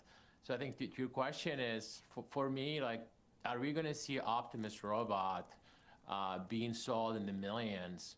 And I think that story maybe will play itself out, but it's going to take a few years for that to happen. So I think the comments yesterday from Elon's were very sobering in a sense where, they have to spend a ton of money to retool these 940 algo range and really kind of focus on making more robots, because obviously the car business is not going to do well. All right, Hatem, big news that seemed to be highlighted, depending on what you were looking at, was this investment in XAI. Now, it might have been sort of the best kept secret, is the relationship, let's say, from the leaders of the two companies is pretty tight. That said, did it overshadow all the numbers? Was this the story? Was this the takeaway? It was kind of expected, right? Like, Elon doesn't care about how people look at some of the, the investment between his companies or the ecosystem that Elon has built. But the reality is XAI has built a lot of compute power or compute capacity that Tesla will need if they want to become this robotics company that they need to be. And having this relationship with, I think the latest Colossus cluster has over 100,000 GPUs. Gold is doing some weird ass shit with the market too. Bigger clusters, which means that they have access to a lot of compute, which would be very useful to Tesla. So I think it was understood. Remember, we had a 4% pullback yesterday, and spend a ton of their own money building some of this compute needs. So I think that makes a lot of sense. Okay, and I'm so curious your thoughts on them retiring their Model S and X. I mean, does this have an impact on margins? Is there any real brand halo effect that could be lost from exiting this more luxury side of their business? Bitcoin. Well, first of all, I think it's nostalgia, right? Like the Model S, I mean, it was my first EV, is the Model S. I think a lot of people loved that car. It was the I think, the motor trend cut of the year in 2012 per se. But the reality is they were not selling enough of these cars. You know, they pulled the plug because the product wasn't doing well. They hadn't really refreshed the car. Time is the Model X was a pain to make, had a lot of issues. They call it the Fabergé eggs of cars, basically. So the reality is they just had this business just wasn't doing well, and they needed to refocus their efforts. And this also helps with that narrative, right? We're an AI, robotics, autonomy company, and these two cars are not part of that story. All right, Hatem, ultimately, you guys at Gerber Kawasaki, the final decision is investment, portfolio construction, and where things fit. I have a hunch, given the things that they're working on, given the leader, and I think given your guys' relationship in terms of investment in this company over time, that you feel it has a place in a portfolio. So from there, the question is position sizing, how much, overweight, underweight, how do you guys go about making those decisions? Absolutely. I think the reality is I would never bet against Elon, despite how hard what he's trying to do is. But the reality is the valuation that Tesla trades at today is very, very expensive. So it's hard for us to allocate any new assets to the company simply because it's just very expensive. And there is a lot of hurdles, right? If you spend $20 billion this year in retooling and investment, you're going to have a negative cash flow in 2026. So the story in 2026 is going to be grim. Your core business is going down. You have to invest a ton of money. You have to execute on these very, very lofty goals, which are Optimus and FSD. And I think the biggest one is FSD, right? They don't have regulatory approval just yet. Waymo is well ahead. And I hope they do, because their software is really good. Nothing's bearish, except the 30-minute and the 1 hour being RSI being in negative bearish territory. Okay, and as far as the energy component of their business, That's I mean, we about saw a nice it's dragging the market down. Gold is also maybe going lower. High margin aspects of their business. Is this really a durable story, though, or more of a cyclical compute AI build-out tailwind that right now is benefiting from everything else going on in the economy? Pops out of nowhere. Yeah, no, that's a very good point, Jenny. That's actually I think for me, the more exciting part of the business. It's actually the highest margin part of the business. It's not big enough to matter per se. They're only doing about $4 billion in revenue. But you know, if you think about all the needs, all the energy needs that AI has, Tesla has the perfect solution from storage to solar panels, right? It's clean energy. You can build it. You have the storage built in. But the reality is, it's just going to take some time for them to scale that business. Last year they did $13 billion. Yeah, it's like I feel like I'm waiting for a big ass green candle. Like, oh my god, massive. That 1035 candle scaring the shit out of me. I'm not gonna lie, right here. The overall business. Psychologically. Yeah, and I agree. I think this is an almost underwatched aspect of their business because it's small, big ass yes, but I do think it speaks to more, again, that further build into autonomy. But it does feel a bit like the end of an era when you see some of the just structural changes that they're making. But definitely a story that we will continue to watch. I agree. I think Elon Musk is still someone that is so closely tied to this market and also just a huge influence on the broader push into autonomy. So I tend to follow what he does say when he speaks very, very frequently, honestly. But appreciate it, Hatem Diab, managing partner at Gerber Kawasaki Wealth Investment Management.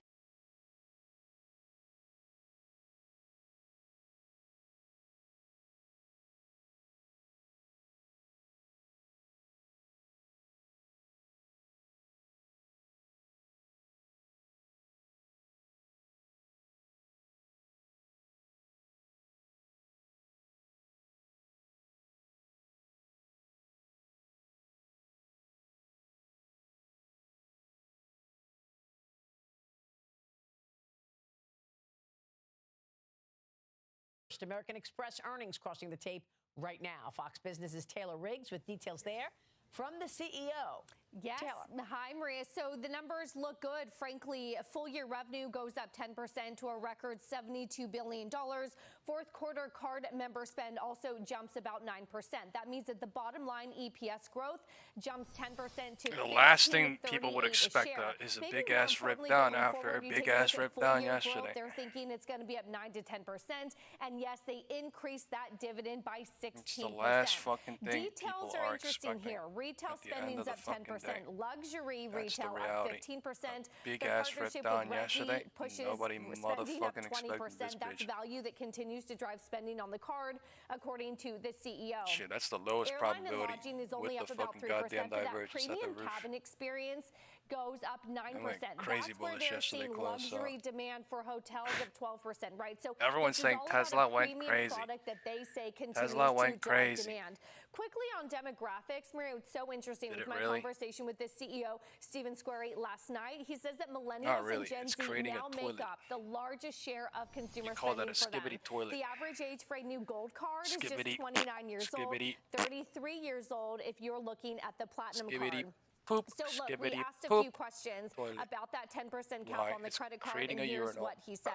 Everyone agrees that these are expensive, but he says the reality It's is literally we would creating not a be urinal. issuing a 10% credit card. People, it Trapping would mean that a every lot bull of people lose since credit. earnings So it's not every good for the bear economy after or it went small lower. businesses.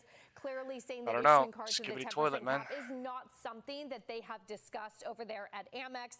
Finally, Maria, I'll end with this on the health of the higher end 11 consumer. a.m. is He algo says ranging clearly here there is too. a Triple bifurcated algo range is economy, going but on. consumers are still very much spending. They're not seeing them pull back, not seeing them go delinquent, not Something seeing them crazy pay is about to down happen that here. credit card at a lower We rate. are grinding so lower, clearly, trying. overall for this company, it's a focus on Gen Z, millennial, and really that high premium, high spending customer. All right, Taylor. And of course, that is the issue. If in fact you cut back rates, will these credit card companies cut off certain people who need the lending? But look, I assume American Express doesn't think it's a good idea. Analysts say it's going to cut earnings in the major banks from between 5% and 16%. So, but look, President Trump is talking about this cap in place for 1 year. Okay, 1 year is what he has talked about, Taylor. Yep. Yeah, so we were chopping at. We weren't chopping at the roof. We were at the roof. I thought we were going to chop at the roof, and now we're chopping at the floor. And frankly, it does not sound We're like a chopping good at the idea for midpoint. them. They are aware that Of course, it's not a good affordability. idea for them. It's going to cut into earnings, right? Yeah. I understand why American Express doesn't like it. I also understand why President Trump 0.618, wants it for 0.5 consumers, fib. because some of those rates they never go down. The Fed cuts 0.37 rates something, over and over and then again over 0.5 the fib. years, and those rates never go down. They're at 28%, 30%. Taylor, thank you. You got Taylor it. Riggs on Amex. Taylor, thank you.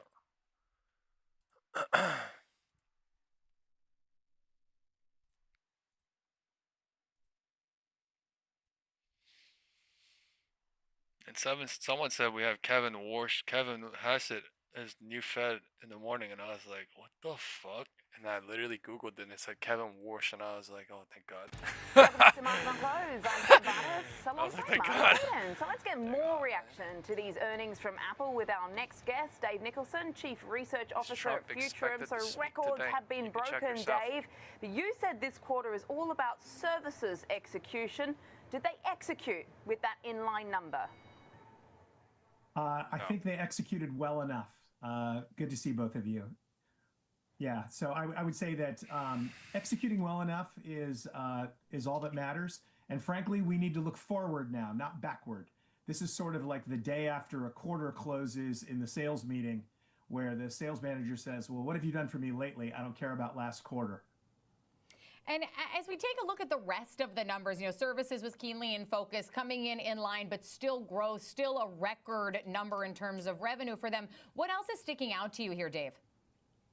That's the mainstream media, folks. Frankly, for Stocks me, falls as investors weigh the way latest earnings. forward with the partnership with Fed Google chair in the picks AI in space NBC.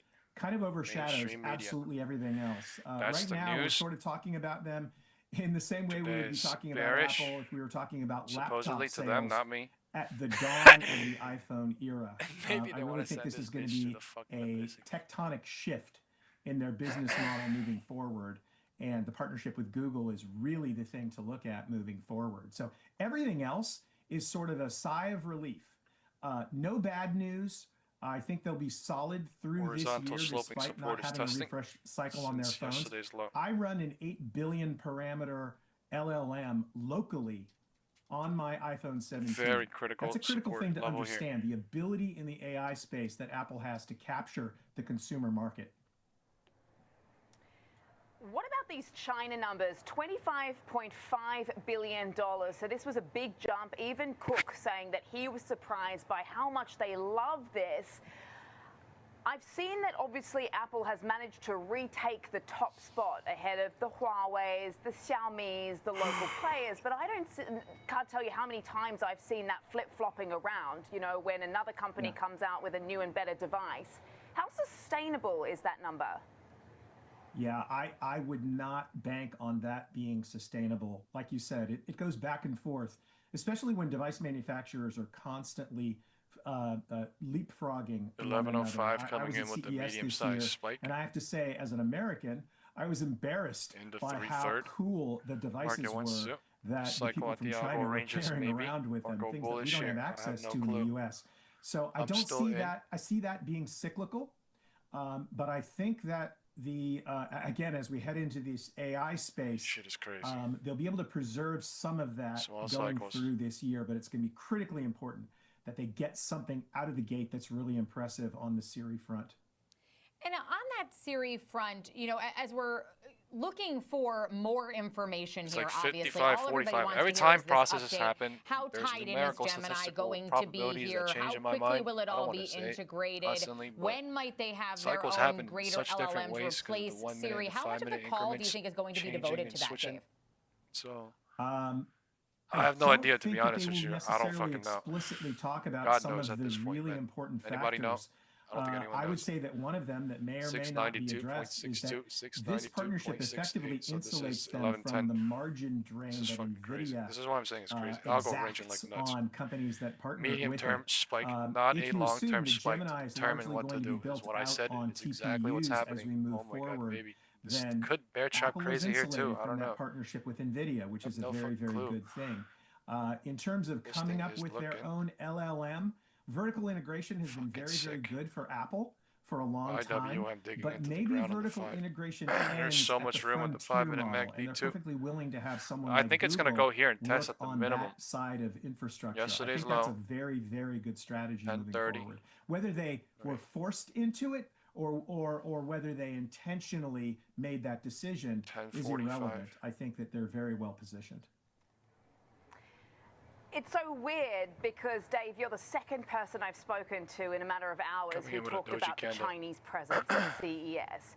And so with this Siri update and Gemini, as I mentioned earlier, the big question is who they're going to actually team up with in China, whether it's going to be a situation like Tesla had to do, whether it's an Alibaba or Baidu. Is that how you see things going down? I couldn't tell you clearly until 11:05 breaks. I could not sit here and tell you it's bullish until 10:55 breaks because it shows both. Yeah, I think so. I think there's going to be wrangling over that subject, as there should. But if you take a look at what's happened with NVIDIA vis-a-vis China recently in H200s, things are sort of opening up in a good way for healthy, legitimate I'm deleting chats that people are saying that have no idea what they're saying about because it's very dangerous right here, right now. There's a lot of things going on, which is true. Transparent as far as the end user NVIDIA is holding bullish, to that is meet true. the domestic requirements in China. There are other things going on that would impact the market right here, right now. Gold, IWM, we talked about it in the live stream. Let's see. This is a way that actually opens up access from a Gemini perspective to that market because it's abstracted by the front end of it, which will be Siri. And you said you don't have any real margin concerns here, but do you have any concerns about, I don't know if you heard our conversation with George Tillich about memory concerns here and the rising cost of memory, how important memory chips are and the input costs for Apple here, that could potentially weigh on margins and that services number. Yeah. Anytime something like that enters the supply chain, only so much of it can be passed on to the end user consumer, despite market has touched the horizontal support. Here we are. Have no economic sense whatsoever. They can't pass all of that cost on. The only silver lining is that everyone is affected at least equally by those constraints, and Apple is better positioned than most to be insulated in terms of having, a front seat. I'm at 2.6K. I haven't left. I think it's going to flip. So no question. As soon as it flips, I'll probably leave at the 0.5 fib right here again. I really do believe, though, and this that's is a price target. I don't do horizon. price targets, but shit, we touched it 4 fucking times today. One, two, three. Apple 1, 2, 3. iOS walled garden with all of our personal information is going to dwarf any considerations other than that AI move forward. I think it's going to be truly revolutionary. I'm speaking, and it's going to happen on the Google Android side also, but a lot of value is going to be unlocked there. We'll be watching. Dave, really appreciate the insights. Thanks so much for the analysis and the quick reaction for us today. Dave Nicholson of Futurum there. You guys want to watch QQQ on the 5 or the 1 minute? What's better? I kind of like the 5 sometimes. You could see the difference on SPY and QQQ, so I kind of prefer the 5 today for some reason, man. As I mentioned, it's all about Kevins this morning. So let's get to Kevin Green, who joins me now to talk about the other Kevin, and that is Do we have any Kevins in chat, folks? Talk us through it's all about the how Kevins about today, this folks. This morning and the market reaction Kevin today, Friday. KG.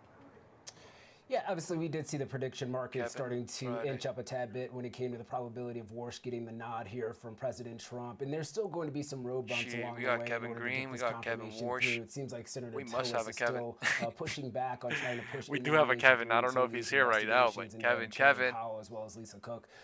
Continuing, he would like to see those kind of end. What's interesting about Kevin Warsh is he's actually been known as a hawk within the Fed. He did actually previously serve around that financial crisis in 2008.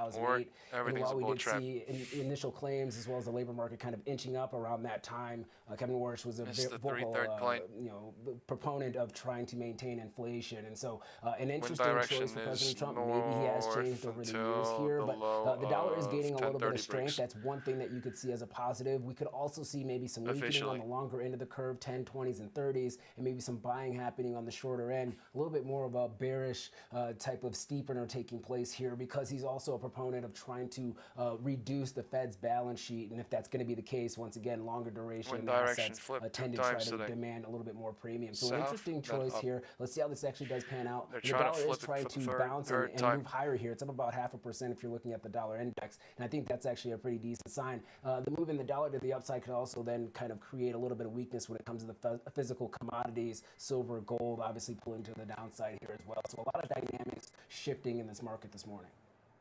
Certainly is a big breakdown we're seeing across the commodities, particularly those metals after the gold mania that we've been possibly. seeing. The 1 minute is trying to get oversold, but it's not really. Higher time frame is bearish. 30 minute especially, 45 a minute especially, 1 hour, 2 hour. I can tell without even looking at it. But the shorter time frames, the 5 and the 10 and the 15 is trying to turn probably right now. I haven't looked. Look like with Warsh in the chair? That's obviously going to be the big question. I'll talk to Kathy Jones later about that as well. 15 minute trying to turn. As well. 30 minutes still, MACD RSI bear territory, 1 hour bearish, 2 hour bearish. Looks like I haven't lied. Looks like the market is. 2 hours. What does this mean this morning, KG? Actually, does this feed into the CPI? Does this feed into the PCE?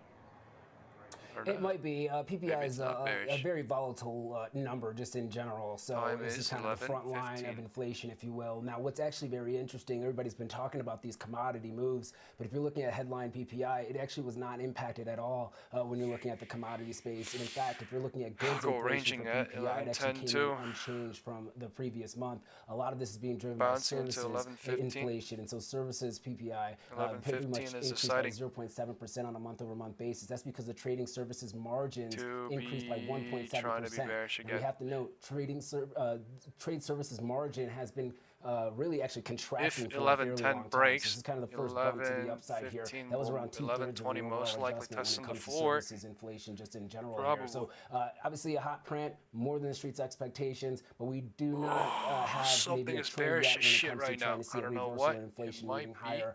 So we'll see if this is actually going to translate within the CPI front. If we continue to see services PPI continue to move to the upside, though, Sam, that could be a problem when you're looking at the labor market in general and overall headline inflation as employees of companies demand higher wages in order to compensate for some of the higher costs that they're seeing at the grocery store. Bearish control. Higher time frame flip south. Wind direction Look, we is cleared south. some hurdles this week, KG. It We got hasn't through yet the switched FOMC, officially, which was a bit of a but it's nothing trying to burger. go south. But I mean, these tech earnings have been, Testing obviously, the low of the day, so instrumental in terms of what we've seen with these swings in the market with Microsoft and Meta, and then obviously Apple yesterday. Now in the markets, it seems to be a bit of a triple M whammy for Apple with respect to the margins, the memory, and the monetization that the street wants to see here. I was looking at some of the suppliers out in Asia overnight. They were softer, which I don't know if that tells ranging you every something. fucking 10 minutes, every fucking 5 minutes. Look at this shit. 11:10 rejection, 11:10 bounce, 11:10 rejection into 11:15. Well, the Apple earnings were actually pretty decent. If you look at the margin expansion, I think that was actually a tailwind for that company. But it's the uncertainty around chips supply in general and the pricing that we could actually see from that. Could that eat into margins over the next couple of quarters? Now, they did provide guidance when it came to the margins, and they are confident that that's going to actually be able to hold up here. But I think the market's a little bit skeptical. The stock actually is off of the lows of the session here, though, trading at around $257. I'm at $2,700. I'm trying to leave at fucking 3K, baby. Around that more than the actual performance of the business that we saw for the current quarter, which is actually really good.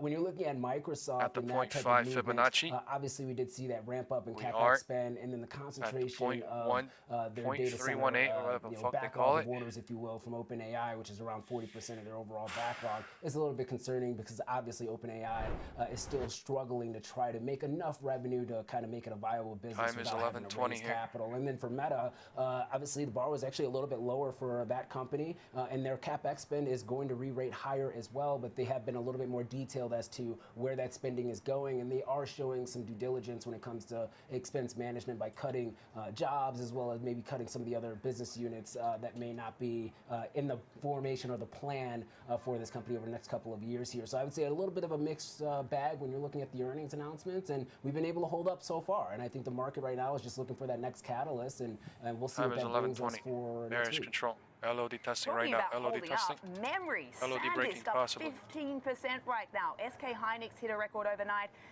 Micron's up 1.4% right now. Just as you were speaking there, KG, I actually got a note from the trading desk talking about the 14-day RSI on Micron, the most overbought on record. Shit. Has only been 2 down weeks since October last year. So, $1,200 on what 2K. We've seen here in the run in this stock. Shit. But just shifting gears to obviously what we've seen in commodities and this beatdown we're seeing across the metal space today. Shit, I mean, I see silver's I grabbed the 1/3 into or so. fucking Gold 3/3. was This just is above the the 3/3, 5K man. mark, down about 5%. Holy What's happening shit. there? For the 3rd time ripping down. These markets obviously are trading very erratically, and those that have been looking at silver and trading silver for a very long time know that this is kind of a unique situation that we are seeing, and potentially could be that topping formation. I told you gold, right? I told you watch gold today, right? Liquidity itself is starting to come in. Fuck they doing on gold? They're going lower today. They're going to 454. I'm about to be releasing today. I got in literally fucking last week here and here. I got in fucking last week. I've been getting crushed. This shit's 0 fucking DT and it's coming back. I need to fucking wait. There's nothing I can do here on gold. It's crazy. I have about 5K, 6K in it. It's fucking coming back slowly. Which once again time is 11:20. But I'm telling you, higher shit is giving me confidence. The gold, bro, I'm telling you, I've been saying this shit since here. I said watch gold since 11. They were faking the fuck out of everything probably. IWM faked out, top of the CPI candle, never came back to it. Time is 11:20. Situation is once again kind of driving these price fluctuations, and then we also have the LME 930 showing us the roof on IWM ripping down all day again, just like yesterday. What is it showing on the 1 day? It's showing bearish control. Yesterday, full rip down IWM. Today, full rip down IWM. MACD bearish as fuck right now. 1 day chart. IWM 1 day chart. Bearish as a motherfucker. It's helping the market go down right here. I told you earlier, watch IWM too, right? I said IWM's important as shit. And clearly, IWM bears are full fucking in control, flushing just slowly as shit until today and yesterday, I guess. Until today and yesterday, I guess. Look at IWM, bro. 1 day fucking chart. MACD and RSI actually started turning down big time. Big fucking time. Sending the picture in the WhatsApp group. Oh, look at IWM. Look at IWM. Oh my my God, 263, 259 again. Yesterday's low, right? The market did not go to yesterday's low. Only IWM. Only IWM. QQQ is lower than SPY. IWM broke yesterday's low earlier and is breaking it even more.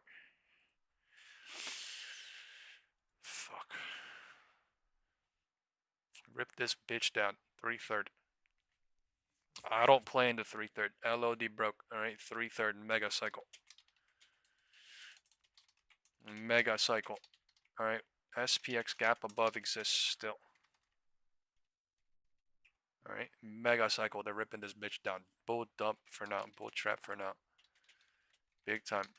Bull trap for now. Big fucking time. Bull trap for now. Big fucking time. Because why? Nobody knows where this is going to go. No one knows how far. No one knows where it's going to go and find stabilization. No one knows how fucking deep it wants to rip down. But right now, SPY was at the what? 0.618. It lost to 0.5. It's going to the 0.382 trine. QQQ already lost to 0.382 from the 0.5, and it's now going to the 0.236 or some bullshit. I don't even do Fibonacci's, but here we are doing Fibonacci's. So hey, Fibonacci bless America. Fibonacci, Fibonacci, Fibonacci. Leonardo DiCaprio, Leonardo da Vinci, Fibonacci. All right, that's what the market loves. Leonardo. We have some news this morning. As you know, Kevin Walsh has been nominated by the President of the United States to succeed Chairman Powell. Does it change anything for you, sir? No, it doesn't. I am pleased with the nominee. I think that by most accounts he's well regarded, but either this bear trap's big or they've ripping down crazy today again. So we'll fucking see, but this is crazy. On the basis of range broke down big time. Right? We were saying they're building a range earlier, and I said right when I went to go for a coke or a smoke break, I literally said in the WhatsApp group, let's go see in the WhatsApp group. I said they're building fucking massive liquidity here. Range might be possible. Really determine whether or not this frivolous prosecution is worth holding up a Fed board seat. Senator, we have some time between now and May for that investigation to go away for the confirmation process to open up. I said, have you given thought to what would looks happen like to if me things are we don't happening have that calm time? and slow. We get to 10-19, May, no side this is running still away. lingering, Building and the liquidity chairman here. steps Range is away. possible. What happens to the top of the Federal Reserve? Right, at 10:22, I said back the RSI is in bullish territory, turning down. This was the 10:20 to 10:30, and then I said this is building something. Building something, building up, building something, building down. This is building down. This has Treasury Secretary and others can look at. That's a but fair that's statement. not my problem. We're here because of them. We're not here because of me. And Floor so broke I think they should work expeditiously if they really do. I'm not an attorney. I watch a lot of crime shows, but it doesn't look like wind direction south. Right? They want to go southward. Right? I need to update the arrows. Wind direction is south. From the high of the day into the low of the day, 10:45 into 11:20. That's very quick. The market is moving very quick today because there is massive liquidity. Senator, tell us, has anyone from the administration or the Department of Justice reached out to you from about the FOMC process 2 days of how ago? this could go down, This is or the only giving way you confidence this is possible. that this will People be were dropped complaining, in time people for the were confirmation bitching, hearing people to go were forward? sad FOMC didn't drop on FOMC. So was I. But this is the reason why, because they were building fucking liquidity on the weekly time frame, on the daily time frame, and on the monthly time Is frame. closing the investigation enough, do not Senator, fuck or do you need around. other They do assurances the shit that you think big this time. administration is going What to is big respect time? the Fed independence? Well, right now, I think you do that Big by time, baby. making a judgment. Look, Big we've got fucking two time. cases Look at here, the right? 4 hour. We've got the Cook case and we have the Powell case. Both This is of how those, you to know. me, are instances Big of cooking. trying to At all-time highs every undermine time. the credibility of the 4 hours started to turn down from the real top of I'm Wednesday. focused on that one Pumped goal. this I'm bitch in not 4 or really 5 days. persuaded or even So? willing to entertain any discussions that take me off that goal. I but ain't you just willing to mentioned the entertain Lisa no Cook case. discussion. Do you also right? need to see This that shit is wrapped higher up either time by the frame, by the bearish Supreme control. Court in order to move forward? Today and yesterday Yeah, is I the do. day, I mean, one of those because days. look, I mean, Historical we're day, talking maybe about monthly, what one of looks those, like a maybe one in a paperwork month error, type of shit, one in a couple of months type of if day. there But was a shit, the mistake last 4 long fucking months, before, we've been doing she this shit was, almost every confirmed for fucking the other board. day. It's like, my Every goodness, other, guys. I mean, right? I Every don't other know, 4 maybe fucking Pulte 5 or somebody days. So thought that shit, was this is cute. not a I didn't. surprise. This is actually a So blessing. just to be clear, it is Up not and just down. the Bulls DOJ and Bears are having investigation fun to the the Fed last that you need fucking wrapped up. month. You last also need the fucking Supreme Court case all of January and December, all of December and for you to move forward November into October. Yeah, well, no, let me bifurcate these. One is moving forward with another bounce trying at the bottom 1120. Let's see what happens here. 1120. What support is there? Is the Powell Let's find case. It. Support. But I will not move forward. Support. So for the Fed chair, which we know expires in February. The other case. Where is the support? Does anyone see a support? Let's do a poll. Term is about to expire because he was filling in your opinion, the market is bullish. In your opinion, the market is bearish based on candle directions and candles only. Those right are now. ones that are really going to be. This is a personal opinion, Paul, nothing else. I'll take a look at how it would affect the board. Look, this is all, in my opinion, this is all about sending a signal to the markets and to the business community. Market is into today still. Critically important. And going after the chair, I think, took a stool out of the foundation of people's confidence, or a leg out of the stool. In the case of Cook, I do believe that it's another example of a trend. There's no fucking support here, just bouncing with candles right now. We have to make sure that the Fed maintains its independence, and we cannot reward any I don't know, bad maybe there is behavior support. that seems like it's surely motivated, not by the substance of the allegations, but by the interest in trying to undermine the Fed independence. Senator, what's your understanding as to whether the Federal Reserve is cooperating with that investigation? Some conflicting reports over the past few days. What's your read on the situation? I'm not really sure. 7 people that is bearish and 0 people that is bullish in the WhatsApp group poll. That's crazy. Nobody voting in YouTube? Really? Come on. Come on, guys. In your opinion, the market is, in your personal opinion, nothing else based on candles, nothing else. Market is still into today / still. So what is going to happen in 2 hours, 1 hour into the end of the day? His time at the Federal Reserve back in the financial crisis, they have considered him to be on the more hawkish side of the spectrum on the FOMC. This is the most craziest times to do a poll, yes. It should not be speculating right here, right now, but I mean, there is no support, so it's not a speculation, it's just a test of candles. It's just a candle poll. That's all it is right here. Candle poll. Nobody knows really what the real direction is. Opinions. I'm not an economist or his positions, and sometimes I may be more hawkish than Chair Powell. Tesla. So see what happens with Tesla too.